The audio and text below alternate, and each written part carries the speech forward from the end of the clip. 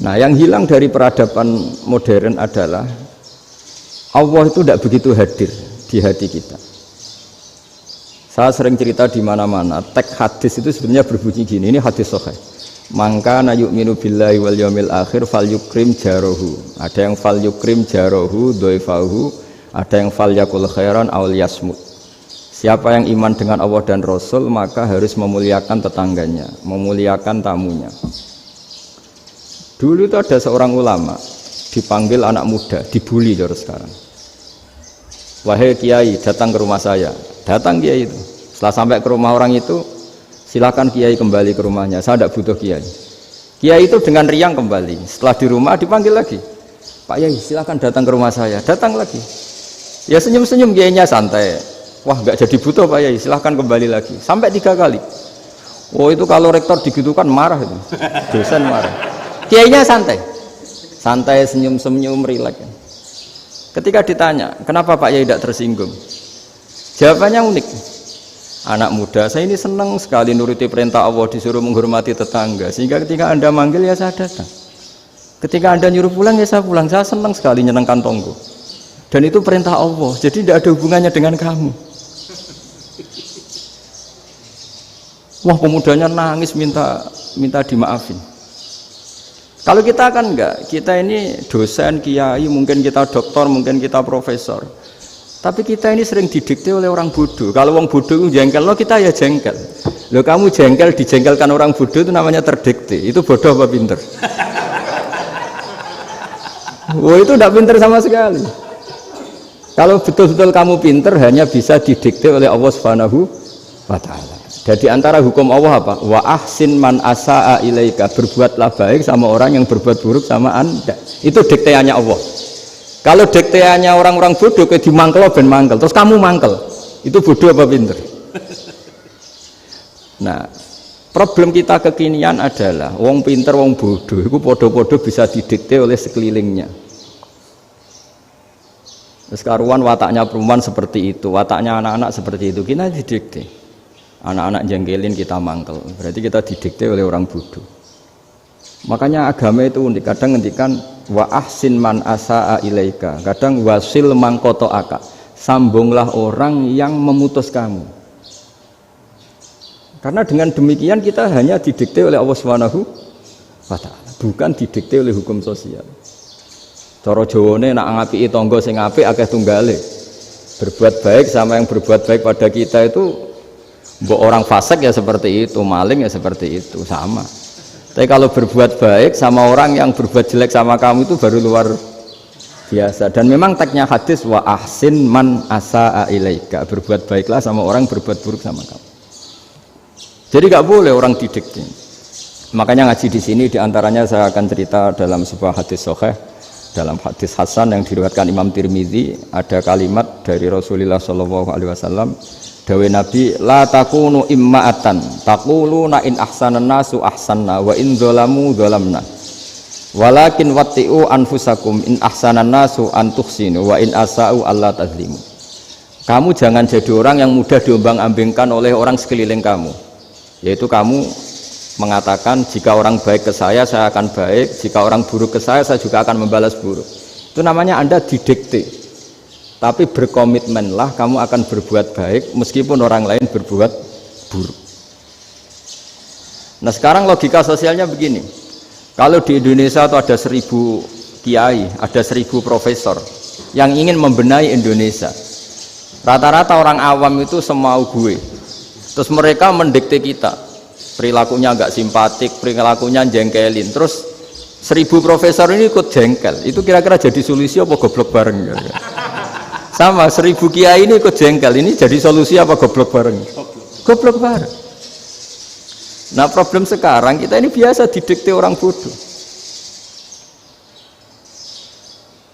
Nah makanya ciri khas orang muslim itu kata Nabi, mangkana yu'minu billahi wal yaumil akhir. Jadi baik tetangga karena perintahnya Allah dan Rasul. Pentingnya apa? Bedanya karena berbuat baik ini perintahnya Allah, mbok tonggo apik lah kita tetap apik karena perintahnya Allah dan Rasul. Begitu juga dengan hubungan dengan istri, dengan anak. Bojomu lagi cerewet lah ya tetap apik. Karena dengan cara itu kita hanya tunduk kepada Allah dan Rasul. Tapi kalau kamu istri saya kalau baik ya saya baik, kalau enggak ya enggak. Berarti Anda didikte oleh perilakunya dia. Itu latihan ya, kalau dalam bahasa pondok latihan jadi wali itu yang paling berat itu. Nabi itu kalau sama orang munafik itu sabarnya Masya Allah. Padahal Nabi perso kalau orang itu orang munafik. Karena dengan cara seperti itu, bahwa kebaikan Nabi pada seseorang itu atas perintahnya Allah dan Rasul, bukan atas nama servis. Kalau Nabi hanya baik kepada Abu Bakar, itu mungkin orang bilang, wis adune wong Abu Bakar baik sama Nabi. Tapi kalau Nabi baik sama orang munafik, Abdullah bin Ubay bin Salul, itu kalau nggak perintahnya Allah dan Rasul itu nggak bisa. Nah ini cobalah berlatih seperti itu, sehingga kita tidak mudah didikte. Ya saya ulang lagi, nggak mudah apa? Didikte. Maka di antara kebaikan Allah dan Rasul adalah bahkan orang dolim saja diberi jatah rahmat. Makanya tadi seperti mukadimah yang dibaca Pak Haris tadi, agama ini rahmatan lil alamin. Orang yang dolim saja dapat jatah apa? Rahmat, apalagi yang soleh. Nah kemudian yang perlu dicatat, kenapa kita menjadi enjoy dengan Islam? Islam itu adalah agama yang tidak didikte oleh materi. Jadi kalau Anda ingin makan enak, mungkin kalau pikiran kebanyakan orang, anak-anak muda yang milenial, yang gaul, ingin makan enak ya makan yang disukai. Misalnya sate atau bakso Malang atau apa. Kalau orang-orang yang jadi wali gak gitu cara berpikir. Ini yang masih orisinil. Ditanya, ini dunia baru kesulitan makanan, baru resesi. Cara makan enak gimana? Jawabannya lucu. Ya gampang, idamuhu alju. Idam itu lauk. Kalau kamu ingin makan lauknya paling enak apa? Alju. Kamu harus lapar banget. Sampai kalau puasa itu melihat tempe itu wah luar biasa.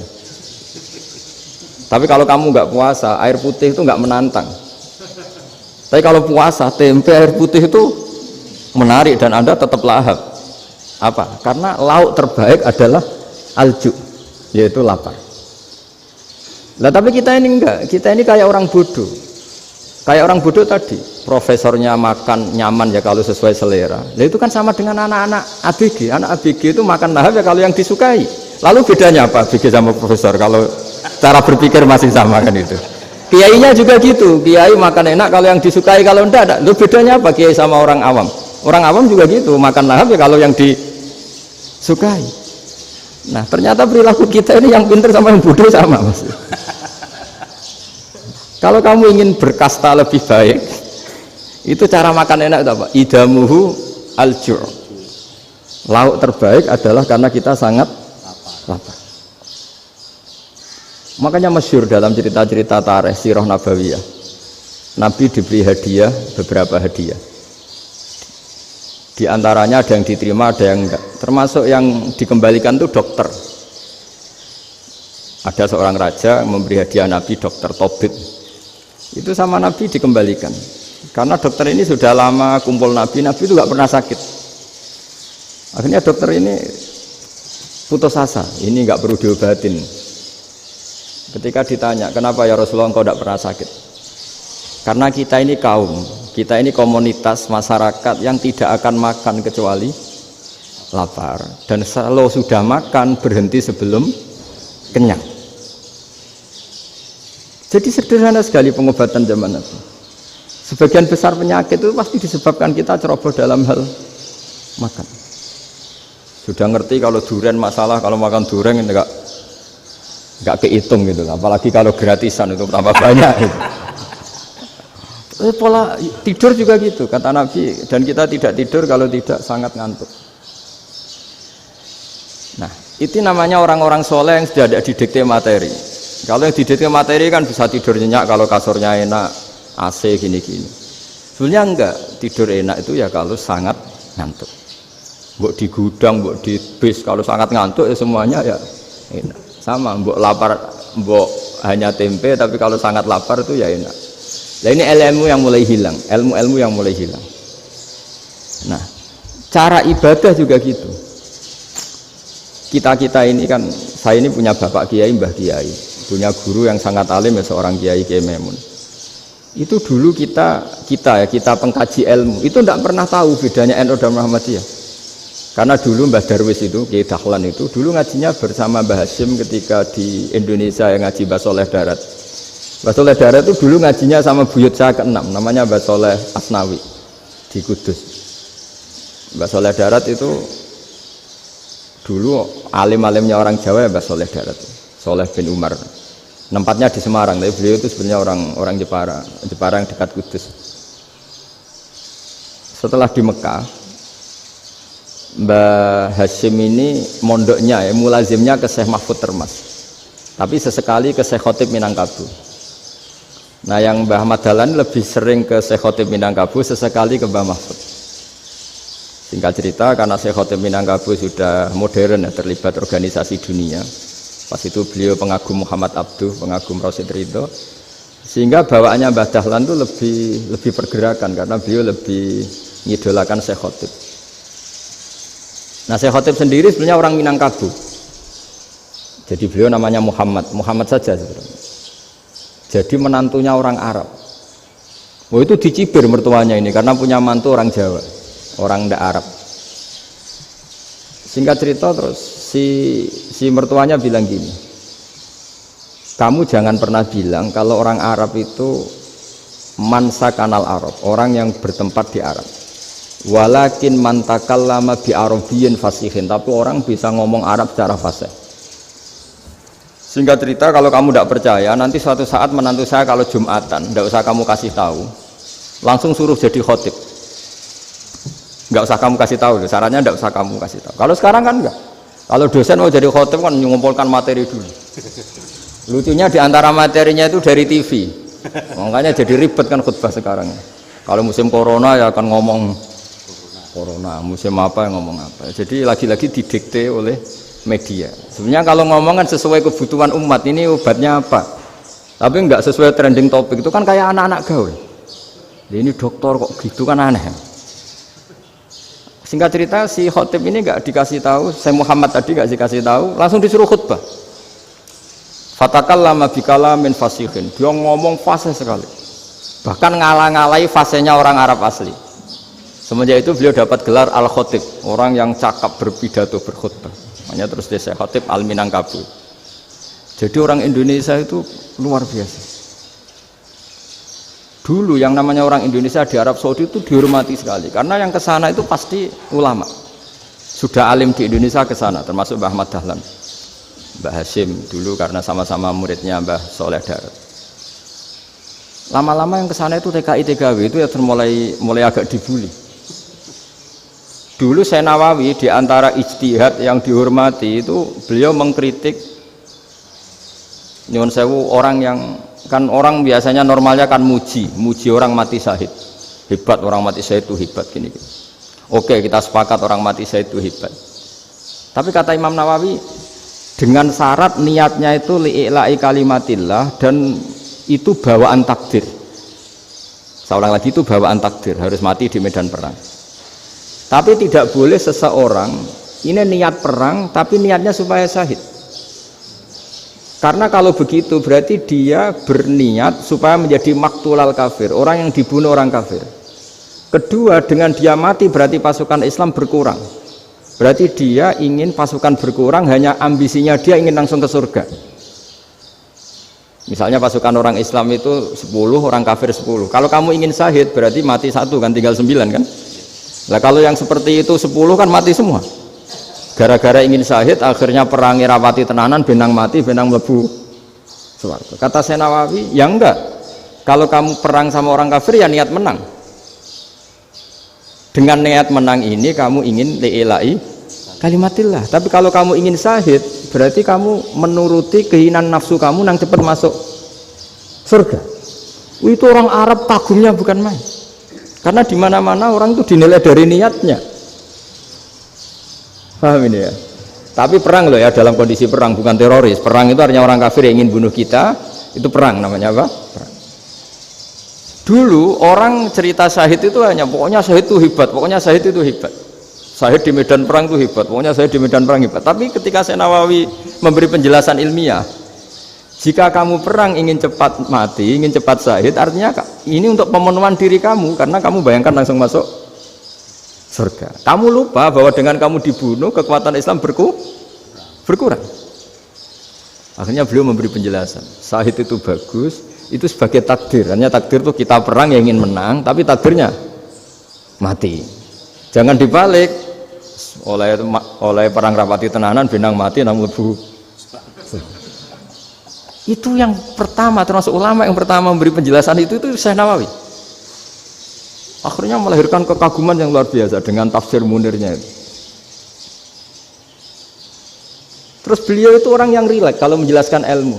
Ini ya juga guru-gurunya Mbah Hasyim, Mbah Guru sama Mbah Hasyim sama Mbah Ahmad Dahlan Syekh Nawawi itu. Jadi dulu yang alim di Arab itu ada Syekh Nawawi, ada Syekh Khotib Minangkabau, ada Syekh Bakir Jogja, ada Syekh Mahfud Termas. Itu orang Indonesia banyak sekali yang alim. Bahkan diantaranya yang dikagumi Al-Azhar itu juga orang Indonesia, nama Syekh Abdul Manan itu, mbahnya Syekh Mahfud Termas itu pertama ada duta besar Indonesia di Mesir, itu termasuk barokahnya Mbak Abdul Manan tadi, itu juga orang Indonesia. Jadi pemahaman ulama Indonesia itu khas, termasuk ketika memaknai apa? Syahid. Ketika memaknai apa? Syahid. Itu unik. Ketika Syekh Nawawi diuji dulu itu yang namanya ulama diuji dulu oleh 100 ulama. Jadi dulu ya ada kompetisi. Imam Bukhari diakui jadi ahli hadis itu diuji oleh mi'atu muhaddisin, 100 orang ahli hadis, sanad dibolak-balik, matanya dibolak-balik, tapi beliau tetap bisa mengembalikan proporsi sanad itu. Syekh Nawawi pernah diuji gini. Ayul afdol al ulama awe salatin. Keren mana ulama sama raja atau sama orang-orang kaya, sama penguasa? Ya keren ulama. Terus dibully sama orang. Tapi setahu saya banyak ulama yang antri di rumahnya raja, tapi saya tidak tahu melihat raja antri di rumahnya ulama. Kan kebanyakan kan mungkin ustadz atau kiai yang antri ngajukan proposal kan enggak. Nah, kalau raja kan enggak pati itu, malah enggak usah antri, kiainya sudah nyambut sebelum datang. Jawabannya lucu Syekh Nawawi itu, dan yang tanya itu langsung diem. Ya karena ulama itu tahu fungsinya uang, sehingga cara nyari sampai seperti itu. Sementara raja-raja itu tidak tahu fungsinya ilmu, makanya tidak pernah sowan ulama. Sehingga jadi ya dianggap enteng saja. Ulama kan tahu fungsinya uang, tahu untuk pondok, tahu masjid. Sementara raja tidak tahu fungsinya ilmu. Jadi itu khas Jawa ya. Khas Jawa, khas Indonesia. Apa-apa yang menurut orang banyak dengan tanda kutip itu buruk atau baik, itu orang Jawa menafsirkan tuh gampang saja. Sehingga semenjak itu Jawa itu dipandang betul. Saya punya kitab namanya Qadhayal Haji wal Umrah. Itu terbitan Hayatul Ulya Arab Saudi, milik Wahabi. Itu diantara fatwa yang dipakai untuk solusi muskilatul haji, problem-problem haji kekinian. Itu fatwanya syekh-syekh yang dari Indonesia. Termasuk Syekh Khotib Minangkabau, Syekh Nawawi Banten, Syekh Bakir Nur Jogja. Misalnya begini, dalam fatwa-fatwa yang menyulitkan kita ya, sampai sekarang jadi perdebatan. Ketika sofa dan marwah itu dengan batas tertentu, saya ulang lagi dengan batas tertentu, mau tidak mau atas nama kebutuhan, itu kan butuh perluasan. Karena kalau naik turun itu mudah disepakati ulama. Jadi misalnya gini ya, saya punya tanah seluas ini. Pasti orang akan mengatakan sampai bawah ya tanah saya, sampai atas tanah saya. Itu mujma' alaih, itu disepakati. Sehingga Nabi ngendikan al-Ka'bah min tuhumil ardi ilas sama Ka'badun. Ka'bah sampai ujung bumi, sampai ke aras semuanya Ka'bah. Sehingga tidak ada perdebatan ulama ketika Masjid Haram ditingkat, kemudian yang di atas sholat. Tetap dia menghadap Ka'bah. Tidak harus diluk melihat di bawah, enggak. Karena Ka'bah sampai langit. Sama, tanah Anda kamu tingkat sampai 10, enggak ada tetangga protes. Karena bawah sampai atas tanah Anda. Tapi kalau diperluas, tanah Anda kamu luaskan setengah meter saja atau 3 cm saja, iso geger mek tonggo. Karena di mana-mana batas itu ya tadi, kalau atas bawah miliknya, kalau samping enggak. Pertanyaannya, perluasan Mina itu ke samping. Perluasannya Matof yang Mas'a itu juga ke samping. Geger kan ulama dunia. Bagaimana hukumnya Mina Jadid? Mina yang diperbarui atau Mina yang diperluas. Itu diantara rujukan baik yang membolehkan maupun yang menentang. Itu ya syekh-syekh Indonesia. Itu orisinal tuh. Saya punya kitab orisinal terbitan Hayatul Ulya, kira-kira ya kemenaknya Arab Saudi kalau di Indonesia itu. Itu yang dirujuk dawuh Syekh Nawawi, dawuh Syekh Khatib Minangkabau. Karena apa? Ada logika khas Jawa. Misalnya begini. Meskipun saya tidak perlu fatwa Mina jadid sah apa enggak, memang jadi perkhilafan ulama. Misalnya kampung ini dinamai Mina. Pertanyaannya gini, tanah yang di samping ini bisa milik Anda apa enggak? Ya bisa Gus kalau dibeli atau dihibahkan. Berarti tanah di samping Anda menjadi milik Anda karena ada proses pengambil alian lewat beli maupun hibah. Nah masalahnya ini negara itu berhak menganeksasi atau memasukkan ini sebagai Mina. Itu ulama Jawa kalau ditanya alasannya apa? Fa innal muttasila bis hukmu dzalika syai'. Karena yang gantet, yang mutasil itu bisa dihukumi seperti sesuatu itu. Jadi kalau ini Mina, ya yang gantet Mina ini ya bisa dikatakan Mina. Beda dengan membuat Mina Malang Mina, wah itu tidak bisa, tidak mutasil kan? Itu enteng sekali ulama Jawa. Satu ya tentu karena kebutuhan, tapi asal masih al-muttasilu bihi, yang masih tanah yang masih mutasil dengan. Nah, ketika perluasan mas'ah antara sofa dan marwah kan misalnya ini batas luasnya sofa, ini batas luasnya marwah. Lalu atas nama kebutuhan, sofa marwah itu sampai sini. Sampai agak meluas ke sini. Itu geger Arab Saudi. Wah, ini gimana? Padahal tawaf itu harus antara gunung Sofa dan gunung Marwah, sa'i itu ya. Tapi kalau istilah Quran memang tawaf sama-sama. Makanya apa? Inna Sofa al-Marwata min sya'airillah faman hajjal baita wa i'tamara fala junaha alaihi ayyat tawafa bima. Jadi kalau istilah sa'i di Quran itu masih tawaf. Karena harus ada, kalau bisa lah, bukan harus. Kalau bisa memang harus ada unsur muternya. Kita kalau sa'i kan dari sini Sofa sampai sini Marwah, terus kan agak muter ke sini. Nah, kan agak membentuk lingkar, makanya Quran tetap mengistilahkan apa? Tawaf. Jadi bukan sini ke sini terus sini ke sini kan enggak, tapi sini sampai sini terus muter kan, terus sini. Jadi antara setar dan selama ini prakteknya kan gitu ya. Sofa ngambil sini, terus ke sini, terus agak muter. Nah, karena ada unsur agak muter ini terus orang menyebut apa? Tawaf. Tapi itu bukan syarat sah, ini cerita ideal. Saya ulang lagi ya. Gunung Sofa itu puncaknya atau pucuknya kalau dalam bahasa Jawa itu ya hanya segini, ini sampai sini. Nah, kelompok Islam yang fikih keras nggak boleh diperluas karena Allah memilih tempat ini itu spesial, jadi nggak boleh ke yang lain.